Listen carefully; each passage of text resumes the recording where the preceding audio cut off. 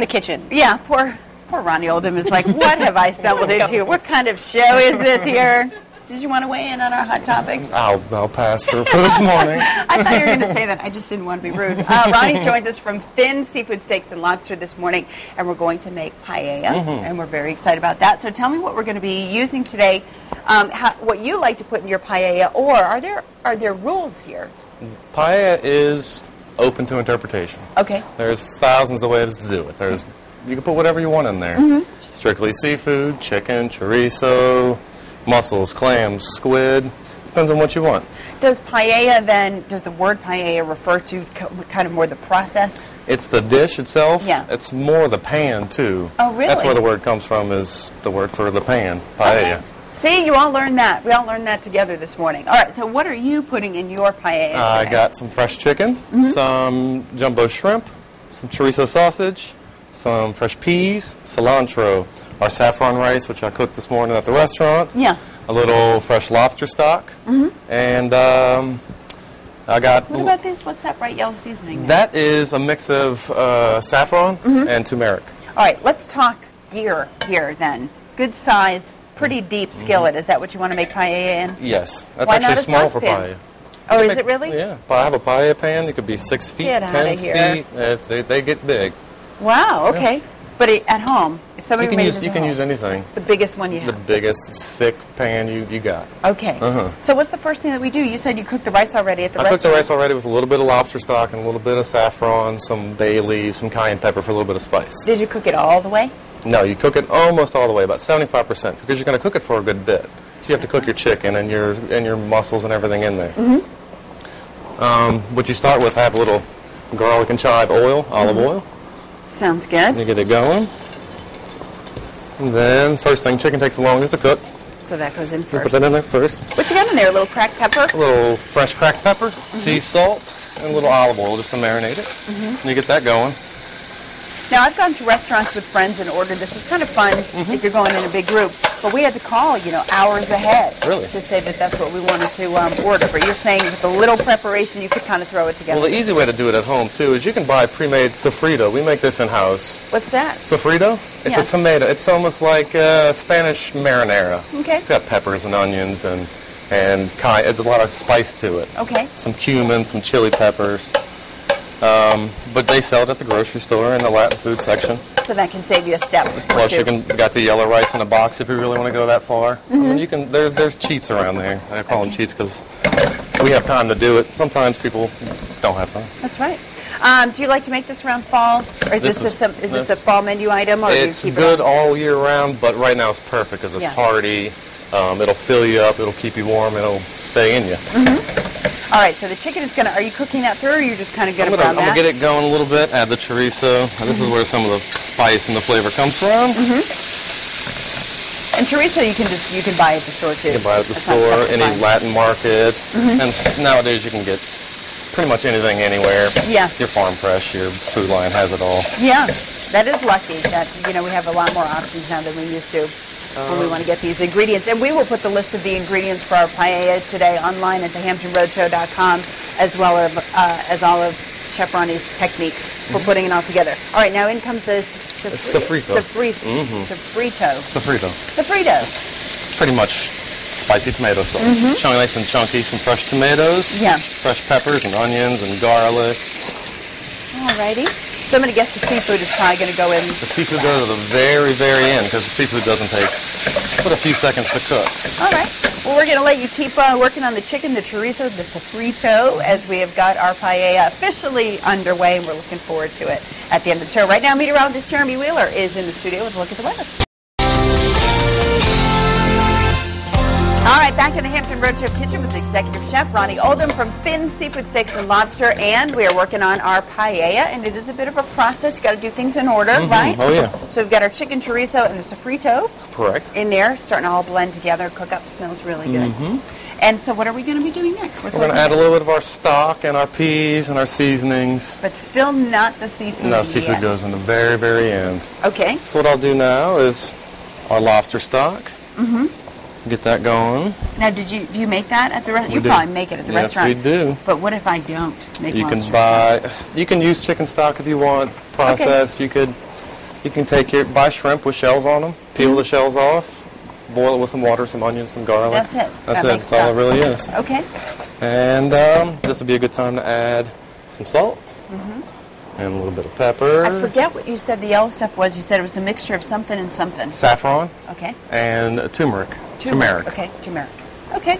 Again, we will put the ingredients online for you later if you want to try out this this dish. Where's Finn? Finn is in Newport News. Okay. Port Warwick, which is... Oh, you just had the big art festival up there. Yes, we did. We sold paella, and a lot of it. I bet you did. In our 6-foot paella pan. I'm going to have to see a picture of this thing. I will. Come outside and see it. It's out there. Why do you like to make this dish? And I mean, why do you like to cook in general? How'd you get into this career? I have 7 sisters, so we had to feed a lot of people. Wow. And I just took it on. It was something I could do. Uh-huh. So I started cooking. 7 sisters. Yeah. Wow. Yeah. You must be very patient, easygoing. I try. It helps in the restaurant business, too, to be a little patient. I bet it does. Wow. Are you originally from the area? I'm from New Orleans. Okay. Born and raised. All right. Came here about 8 years ago. So how you like it so far? I like it. It's a little slower than New Orleans. New Orleans is always something going on. Yeah. Always somewhere to go eat and always some music. But it's different. It's good. You can bring a little bit of that New Orleans flavor here to Hampton Roads. This is very similar to jambalaya, which I grew up making and eating. Yeah. It's just a different style rice dish with sausage and chicken and seafood. Same kind of concept. All right, this is starting to really heat up here. We're getting to a boil here, Yeah, so that's what we want. This next, I can reach over you. I'm going to grab my Sure, spoon. absolutely. Just tell me if I'm in your way. And we're going to add the rice. Okay. Now, you said you did cook this ahead of time, but you did not cook it through and through. No, most of the time your rice is almost 2 parts water to 1 part rice. I did a little bit less water, so it's still a little crunchy. It could take on a little more. Yes. Okay. So you don't want it to be sticky. You don't want it to be gummy when you're done with it. Right. And this is long grain white rice. You can use arborio rice. You can use short grain. I like the long grain. It takes on the flavors better. And it's the saffron that, of course, has now made it nice and bright yellow. It's correct. a colorful dish. It is. It is. I know it's not time to add the seafood yet, but I did want to ask you about, being safe when you're buying seafood, especially the shellfish, the Correct. mussels. The thing about shellfish, the clams, mussels, oysters, anything that's in a shell, make sure they're closed. Make sure they're cold. Clams and mussels will open up a little bit, but if you touch them, they'll close back again. So they should still be alive. Oh, they're alive. They're definitely alive. If you touch them and they close, it means they're still alive. Right. No cracks, no of the beards on them. If they have beards on them, you can pull them off. It's a little bit of, it's called a beard. I'm not really exactly sure what it is. I gotcha. Probably But with your shrimp and everything, smell it. It shouldn't smell like seafood. Okay. It should smell like nothing. All right. Good tips. All right. We will, when we come back in our next cooking segment, be adding the seafood, and we will be putting the finishing touches on our paella. All right, we're back in the Hampton Roadshow kitchen with Executive Chef Ronnie Oldham from Finn Seafood Steak and Lobster, and this morning we are making paella. It just keeps getting better and better the more you add. That's right. It must be tough to know when to stop and just call it finished. When you get hungry enough. I guess so. That's right. When you get tired of waiting and want to start eating. I know the last things you said to go in will be the seafood. Correct. We're going to put our peas and our fresh chopped cilantro in first. Just get those in there. So it is, you get your green vegetable in there. It's a healthy dish. Some cilantro. And then, since everything else is done, your chicken, your chorizo, everything else is ready to go, we'll add our shrimp. Okay. And so really just the heat of the other food will cook the shrimp? what you can do, too, is if you're serving this for a family, you're serving this for a function or anything, even just for dinner. Yeah. You cook everything, you put your shrimp, your mussels, any seafood in there, turn it off, put a lid on it, and set it to the side. It'll sit and cook. Okay. Because you don't want to overcook your seafood. All right. So at this point you're saying you could stop. I could stop. You could turn the heat off and just cover it. Yep. Okay.